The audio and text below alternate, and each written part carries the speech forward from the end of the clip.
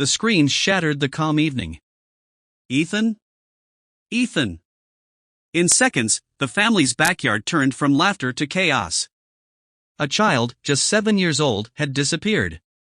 No trace. No sound. No witnesses. But what stunned everyone wasn't just the disappearance. It was the secrets that began to unravel in the hours that followed. Because every family member had something to hide. It was supposed to be a celebration. A rare family gathering at the grand old house of the Matthews family. Ethan, the youngest nephew, was the center of attention, chasing bubbles, laughing, clinging to his mother's hand. His parents, Claire and David, had been struggling in their marriage, but for today, they pretended everything was fine. There was Uncle Richard, the wealthy, intimidating patriarch who always judged everyone. Aunt Sophie, quiet, reserved, who rarely looked anyone in the eye.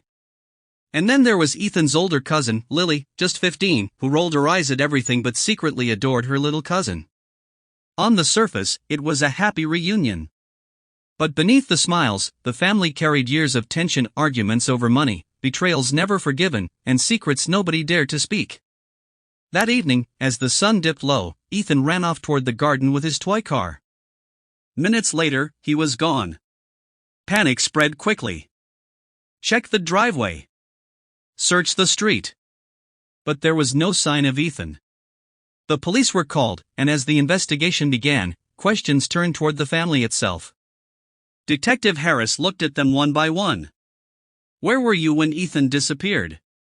David, the father, said quietly, "I was inside, on the phone." Claire snapped, "No, you weren't. You were outside smoking, again." Already, cracks were showing. Uncle Richard insisted he was in the study, but Sophie looked pale. She whispered, "No, you weren't." Lily, the cousin, trembled as she admitted she had argued with Ethan earlier when he broke her phone case. "I told him to get lost.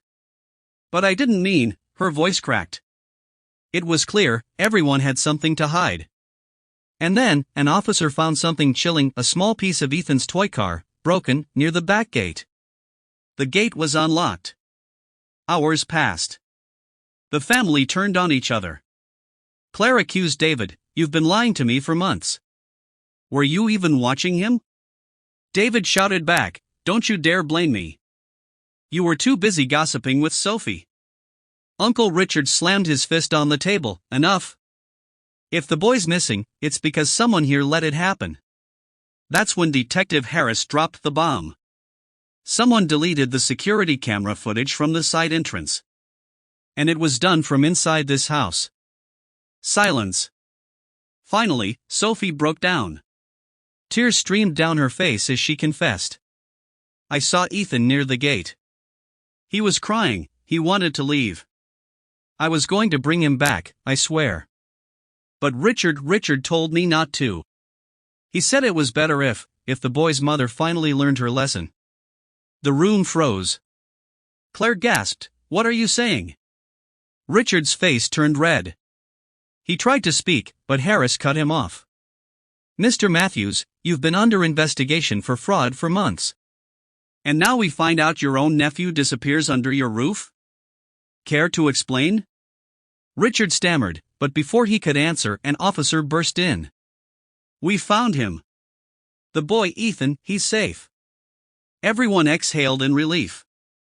But the truth wasn't over. Ethan had been found wandering down the street, clutching his broken toy car. Scared, but unharmed. He told police he ran out because he didn't want to hear the fighting anymore. He thought if he left, the yelling would stop. Claire sobbed, hugging him so tightly he could barely breathe.